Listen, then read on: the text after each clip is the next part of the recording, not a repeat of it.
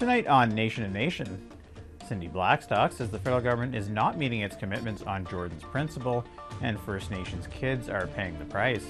We have seen situations where First Nations children were in desperate need because they're unable to access the medical care that they need. A band councillor in British Columbia follows simple rules for better transparency and accountability. My chiefing council meetings are public forums. Members should be and are allowed to attend those meetings and ask questions and make sure that we share our minutes. It's 25 years since Nunavut became a territory, and the Premier says there's lots to celebrate. The vision of self-autonomy, the realization that Inuit could deal with their affairs. Welcome to Nation to Nation. I'm Fraser Needham. This week in Ottawa, the First Nations Child and Family Caring Society is once again before the Canadian Human Rights Tribunal. This time it is as part of a non-compliance motion against the federal government and says Ottawa is not meeting its commitments when it comes to Jordan's Principle. Jordan's Principle says First Nations children are supposed to receive health, social, and educational supports when they need them, regardless of which jurisdiction they live in, federal, provincial, or territorial. Joining me today to talk about all this is the organization's Executive Director, Cindy Blackstock. Welcome back to Nation to Nation, Cindy. Hey, thanks for having me, Chris. Right, so my understanding is it's supposed to be 48 hours that these requests are supposed to be processed in if they come into the federal government or their helpline or wherever they're, but in reality, I take it that's not happening. Yeah, there's different time frames. So for individual cases, if it's urgent, it's within 12 hours and otherwise 48 hours.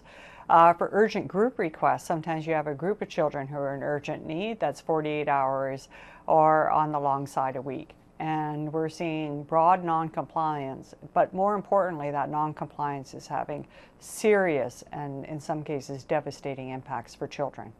Right, maybe you could just give me some examples of how this is actually affecting First Nations children and their families. Yeah, so we have seen situations where First Nations children were in desperate need because they're unable to access the medical care that they need. Even though their communities have been pushing for that and had a Jordan's Principle proposal. Tragically, 2 children died in that circumstance just in the last month. We've had children who have lost siblings and parents, needing to go to potlatches and not having the resources to be able to get there. Caring Society paid for it so they can. People fleeing domestic violence, needing supports to be able to look after their kids, not being able to get a hold of anybody at the department, or people fleeing the wildfires of last year, having needs for special needs children in those circumstances. Same result. So, you know, it ranges from a bit of an inconvenience, and that's not very many of the cases, to serious impacts, and sadly, some child have died. Now, of course, we heard a lot during the testimony about how, there's some dispute in numbers, I guess, of when requests are processed or when the federal government says they get the documents they need to process requests and that. But are you able to give me a ballpark figure on how far short the federal government is falling in meeting some of these requests? Well, what we've been hearing from First Nations leadership as well as from community coordinators are that they're not even opening the requests that you send in by email, or if you try to get a hold of someone to make a request, no one's there to pick up the phone. And during these hearings, we finally got a sense of how big that problem is. So what we saw from the federal government is that at the low end, that's roughly around 40,000 unopened cases. These are requests from families. We don't know how many children in that queue are in urgent need. Then once they open them, there's also delays in determining them at the bureaucratic level.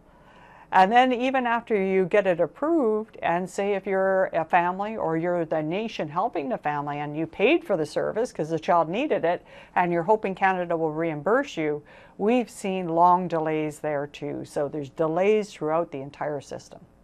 So of course, the former Associate Deputy Minister of Indigenous Services gave quite a long testimony earlier in the week. One of the things she suggested was maybe increasing capacity on First Nations to process or assist in some of these requests. What do you think about that idea? Well, we've always been in support of that, but we also want to make sure that First Nations are supported in doing that. And what we've seen, we have letters in the evidence for this week where First Nations tribal councils are out as much as $8 million.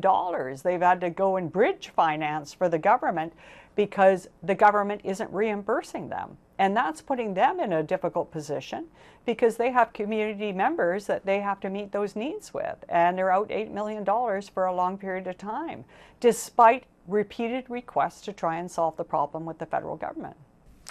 Now, of course, we heard almost a plea from the adjudicator saying, you know, we have to do as a country better in serving these children, and that's sort of what you're fighting for. But there seems to be always some some bureaucratic reason or something happening that things aren't getting, the children aren't getting served. What any other, you mentioned sort of, bringing First Nations in a bit more, but also it's not their responsibility to meet Jordan's principle, but the federal government's keeping that in mind, right?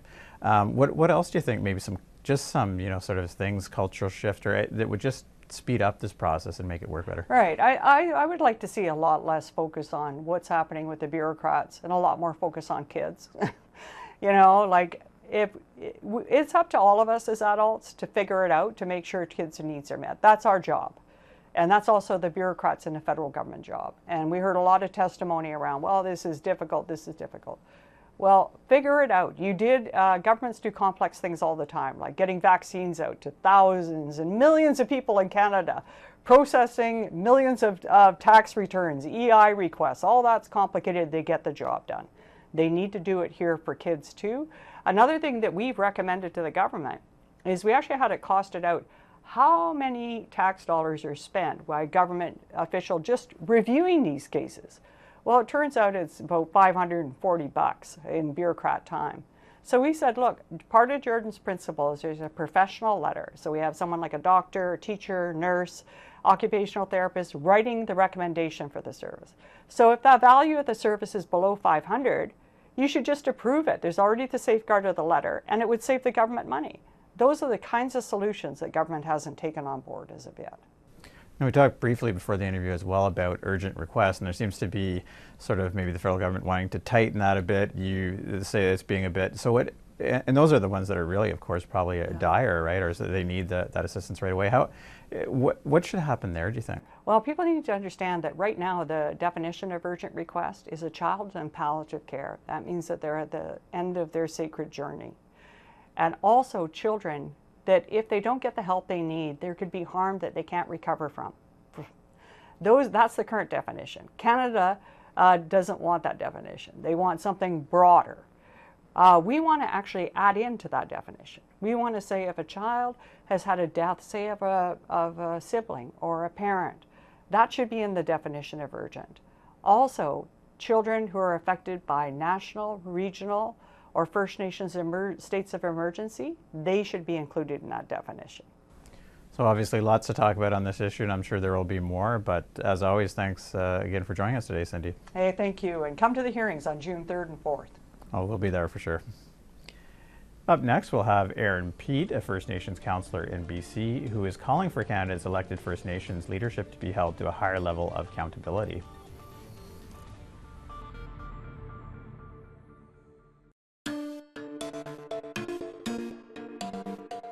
Welcome back. Aaron Peat is a councillor with the Chwathil First Nation in British Columbia. He's also a graduate of the Peter Allard School of Law and hosts his own podcast, Bigger Than Me. Peat recently wrote an opinion piece where he called on First Nations elected leaders to raise the bar when it comes to transparency and accountability.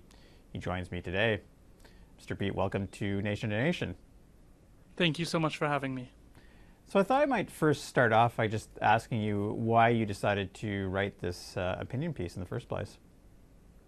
I joined council about 18 months ago, and I've noticed substantial changes since joining, and I've noticed the impact that I'm able to have as a council member. I worked previously as a Native court worker, assisting people through the Indigenous people through the legal system, and saw so many of the challenges with housing, mental health, cultural supports needed. And then I noticed that I was able to deliver those necessary programs to my community members. And then I started to wonder, why aren't other First Nation communities doing the same? And started to think about how I could advocate for them to do more. Now, tales of corruption in First Nations politics are not necessarily new, but often it seems in some of the stories we've covered, it's some of the worst offenders continue to get reelected. Why do you think this might be the case? I think one of the biggest challenges is family politics within First Nation communities. And the response that I've received from my piece is many people reaching out saying that this is exactly the case that they're seeing within their communities, is that there's a few families that elect their own family members, and these politics just continue year after year. What I was advocating for in the piece is to look at more supports in journalism so that there are outside external stakeholders able to hold leaders accountable and make clear that we need to see substantial change. We need to see platforms based on substantive action on what they're going to do, and then we need to hold those leaders accountable just like we would in a provincial election, a municipal election, or a federal election. Okay, and First Nation leaders, it's not necessarily the First Nation that you're part of, but often they do live or oversee remote communities with limited economic opportunities. And you have to add to that, of course, often these communities are in healing, and leadership is responsible for basically providing all services to these people. Is the leadership in some sense set up to fail in a way? I think that there's absolutely a point to be made there that many of these communities are starting behind the eight ball and have to do extra work in order to support their communities. I'm responsible for the housing portfolio in my community, the economic development portfolio, taxes, and finances, which is some of the heaviest portfolios to manage, and housing being one unique one that a municipality would never have to manage. But I think if you have really good actors, and we see them within the Stolo territory, that are willing to be transparent with their community members and willing to hold other elected leaders accountable, we start to see that shift in a really positive way. Often that comes with education, but it matters that people step up and then say what they want to do and then deliver on those necessary supports. And I'm also curious what role, if any, do you think the federal government should play in holding First Nations leadership to account? That is an incredibly complicated question because many of these communities are dedicated and passionate about self-government and the response that they are going to manage their own community members and be accountable. And so I think that's the direction that almost all First Nation communities want to go in. I know it's the direction I want to take my own community in, but when you start to have these grandiose ideas that all communities are going to be self-governed, some of them just aren't ready for those processes yet. I don't advocate personally for more federal government involvement in the decision-making of First Nation communities. I think we've seen that process and it doesn't work. That's why I was advocating for journalists to hold these communities accountable. And that's why I raised the Brookings research that found that more journalists make sure that money is spent better and more responsibly in municipalities. And I think the same logic can apply for First Nation communities. Now, two stories that we're covering quite closely are the Native Women's Association of Canada and also the Federation of Sovereign Indigenous Nations, not too far away from where you are in Saskatchewan, have been in the news over allegations rooted in a lack of transparency. How do you think these higher level organizations can be held to account? I think through similar processes, but they are unique because what I've advocated for First Nation communities specifically is that their chief and council meetings, my chief and council meetings, are public forums. Members should be and are allowed to attend those meetings and ask questions and make sure that we share our minutes. The same logic does apply for these other organizations, but they're likely led by a board of directors, and those boards are supposed to hold those officials accountable, as well as the stakeholders who participate, but it's a little bit more of a complex situation. Now, this often, I'm in Ottawa now, but years ago, I know that I was a reporter outside of First Nation community, and it was not typical that we would be allowed to cover band council meetings, things like that. And that seemed to be the support of a lot of the council and the chief that was there in this community at the time. What sort of feedback do you get from other First Nations leaders when you start talking about maybe having journalists from another community come in or from off reserve and cover these meetings? Do you get positive feedback or negative, or what has been the response? Well, to what you just said, I can't imagine a municipal mayor being able to say that and anyone taking that with a sense of credibility. That's just not good governance. And when I spoke to Chief Willie Sellers on the Bigger Than Me podcast, he agreed that these need to be accessible to members. And all of the First Nation communities that I admire in terms of their leadership are willing to start to do recorded Zoom meetings where they can watch the council meeting take place online and be able to have that recorded. There is certainly a strong resistance to having that viewed by the general public because a lot of these issues are sensitive, and when we're talking about some of the challenges First Nation communities face, we don't want that broadcasted to the general public. But I still think that there's a place for good journalism to take place, where journalists are able to make some key decisions on what should be shared publicly, but what's also just good information for the general community to have. I mean, we're working on repairs to our housing, 22 homes being repaired out of 89. Those are complete. We want to share that with the general public so that they know that Chihuahua is becoming a leader in terms of improving the conditions for our community. Well, a very interesting topic, of course, and very interesting opinion piece you wrote. I'm sure it's getting a lot of discussion, and I want to just thank you very much for joining us again today. Thank you so much for having me. Up next, we'll have Premier PJ Agego to talk about the 25th anniversary of Nunavut becoming a territory.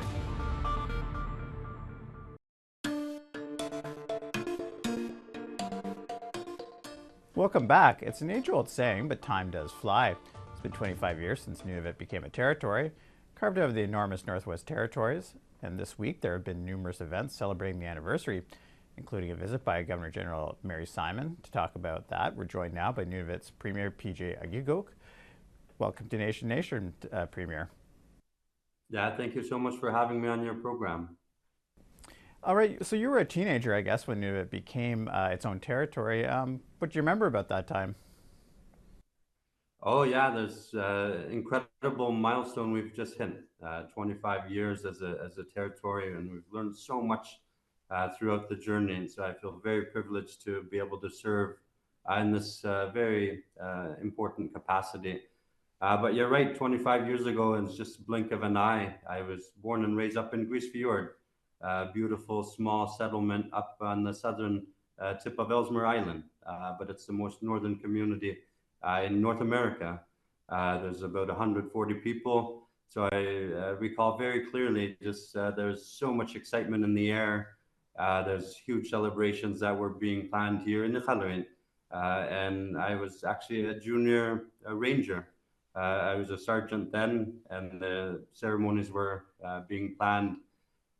So I remember the very moment when all that excitement was happening to celebrate what we now know as an incredible territory of Nunavut. And I guess just looking more broadly at the Inuit people, how significant was April 1st, 1999 for Inuit as a people? It's incredibly important. Inuit for decades had negotiated through land claims, a modern land claims treaty. So there's so many incredible leaders that we're very fortunate to have, too many to name. But they have all played such crucial roles in terms of realizing the vision of self-autonomy, the realization that Inuit could deal with their affairs, and as such, through the negotiations of the land claims, derived the political accord under Article 4 of the Nunavut Agreement, which created this public government that we're celebrating the 25th anniversary. So there's many people to thank, and really it's the torch has been passed over the many years. But if it wasn't for them, we would not be here to celebrate such a very important milestone. Inuit have always had a very strong passion of bringing and asserting their rights in exchange for surrendering the Aboriginal title at the time. And their foresight is something I'm so proud of in terms of their achievements and really to assert our ability to make decisions for ourselves that are right here at home. So it's so much has happened in the past 25 years. And obviously so many hopes for the future back in 1999. How much do you think the territory has actually met the expectations that were set those 25 years ago? Absolutely, that's a very good question. I always use the example of igloo when dealing with the issue. We've really made some incredible headway, most recently with the recent signing of the Nunavut Lands and Resource Devolution Agreement. So that journey of the vision of Nunavut has been evolving, and we've had made huge headways since the 25th year when we first started. So we really had made strong movements forward. I am very confident that we'll continue to build the foundation that are there. But the igloo that I was talking about, every block has its own purpose. And it's our job to ensure that we build the foundations that are there to ensure that the future generations thrive as a territory. So we really have made strong advancements around education, around wildlife management, among many things. So we really had advance in some areas. Has there been challenges? Absolutely. Things do take time, and it really allows us to be able to have to deal with the issues head on. And I am very proud of the work we've been laying in the past few years, in particular, to address a lot of the root issues that we see, such as the housing crisis we've seen for decades. So we've really have built upon, but we're dealing with the challenges that are before us head on. Now, we know that two significant challenges for Nunavut, of course, are the lack of housing and the high cost of groceries, of course, made worse by this sort of inflation that we're now involved in. What do you think it will take to solve these two issues? Yeah, you're absolutely right. The housing crisis has been the top priority for decades in the north, not only in Nunavut but right across the north. And it's something that, at the root of it, impacts everything. It impacts the education outcome. It impacts the social determinants. It impacts the cultural determinants that we see, where we see all the challenges in our communities.